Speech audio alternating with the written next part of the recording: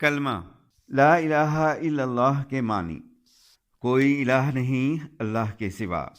عربی زبان میں الہ کے معنی مستحق عبادت کے ہیں، یعنی ایسی ہستی جو اپنی شان، جلال اور برتری کے لحاظ سے اس قابل ہو کہ اس کی پرستش کی جائے اور بندگی اور عبادت میں اس کے آگے سر جھکا دیا جائے۔ الہ کے معنی میں یہ مفہوم بھی شامل ہے کہ وہ بے انتہا طاقت اور وسائل کا مالک ہو، جس کی وسعت کو سمجھنے میں انسان کی عقل بے بس ہو۔ الہ کے مفہوم میں یہ بات بھی داخل ہے کہ وہ ذات تنہا ہو اور کسی کا محتاج نہ ہو، اور سب اپنی زندگی کے معاملات میں اس کے محتاج ہوں اور اس سے مدد مانگنے کے لیے مجبور ہوں۔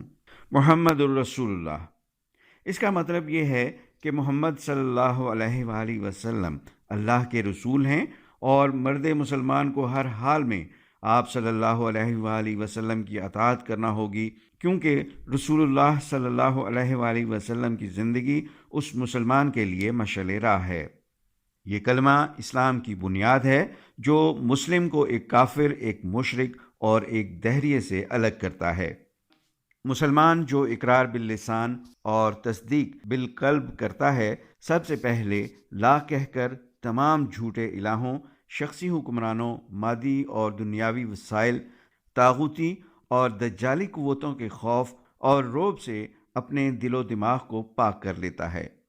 اصلاح یعنی انکار کی بنیاد پر اللہ سبحانہ تعالی انسان میں وہ جذبہ یا وہ طاقت بھر دیتا ہے جس سے یہ دنیاوی آقا، وسائل اور طاغوت ریت کا ڈھیر ثابت ہوتے ہیں، اور اللہ کی لامحدود قوتوں کے سامنے بے وقت اور بے بس نظر آتے ہیں۔ مسلمان کے اس یقین کو کہ اس کی پشت پر اس کا رب کھڑا ہے، جو کہ اس کا الہ ہے، جو اس کی ہر حال میں حفاظت اور رہنمائی کرتا ہے، کو ناقابل تسخیر کر دیتا ہے۔ مسلمان جب اس نقطے پر پہنچ جاتا ہے کہ میرا الہ صرف اور صرف اللہ ہی ہے، وہی میرا رب ہے، وہی کائنات کا رب ہے، حقیقی حاکم اور مقتدر اعلیٰ ہے، مجھے تخلیق کرنے والا، کائنات کی تخلیق کرنے والا، یہی تنہا میرا الہ، میرا رب ہے، ہر شے اس کی مخلوق ہے، وہ پیدا کرنے والا اور مارنے والا ہے۔ اب یہ مسلمان اس یقین سے ایک جرت مند، نڈر، خوددار، مطمئن اور صاحب ایمان بن جاتا ہے۔ یہ کلمہ ہی ہے جو صاحب ایمان کو کافر، فاسق، مشرک، منکر سے جدا کر دیتا ہے۔ وہ طاغوت اور طاغوت کے نظام کو کوئی وقت نہیں دیتا۔ اس ایماندار شخص کا مقابلہ کسی صورت بھی کسی دنیا دار بے ایمان شخص سے ہو ہی نہیں سکتا۔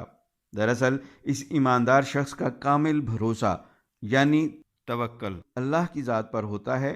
اس کی دہشت اور رعب بے ایمان اور دنیا دار شخص پر چھا جاتی ہے۔ یہ وہ برہانی طاقت ہے جس کے سامنے کوئی کفر نہ کھڑا رہ سکتا ہے اور نہ ہی مقابلہ کر سکتا ہے، اور کلمہ گو اپنے آپ کو خلیفۃ اللہ یعنی اللہ کا نائب سمجھتا ہے۔ اس کلمے پر ایمان رکھنے والا کبھی تنگ نظر نہیں ہو سکتا۔ یہ کلمہ انسان میں انتہا درجے کی خودداری اور عزت نفس پیدا کر دیتا ہے۔ اس پر اعتقاد رکھنے والا جانتا ہے کہ صرف اللہ ہی تمام طاقتوں کا مالک ہے، اس کے سوا کوئی نفع پہنچانے والا نہیں، کوئی مارنے یا جلانے والا نہیں، کوئی صاحب اختیار اور بااثر نہیں۔ یہ علم اور یہ یقین اس کو اللہ کے سوا تمام قوتوں سے بے نیاز اور بے خوف کر دیتا ہے۔ اس کی گردن کسی مخلوق کے آگے نہیں جھکتی، اس کا ہاتھ کسی کے آگے نہیں پھیلتا۔ خودداری کے ساتھ یہ کلمہ انسان میں انکساری بھی پیدا کرتا ہے۔ اس کا قائل کبھی مغرور اور متکبر نہیں ہو سکتا۔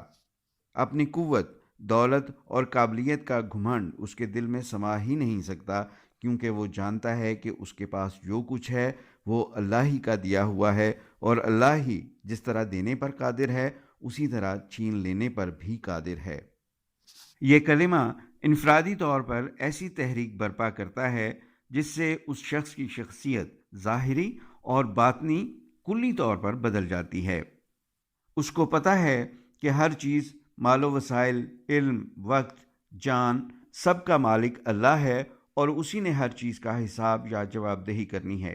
اسی طرح اجتماعی طور پر مسلمان معاشرے میں ایسی پاکیزہ تحریک پیدا کر دیتا ہے کہ اللہ کے نام کو سر بلند کرنا، اس کا نظام ہر سطح پر نافذ کرنا، یہ اس کا نصب العین بن جاتا ہے۔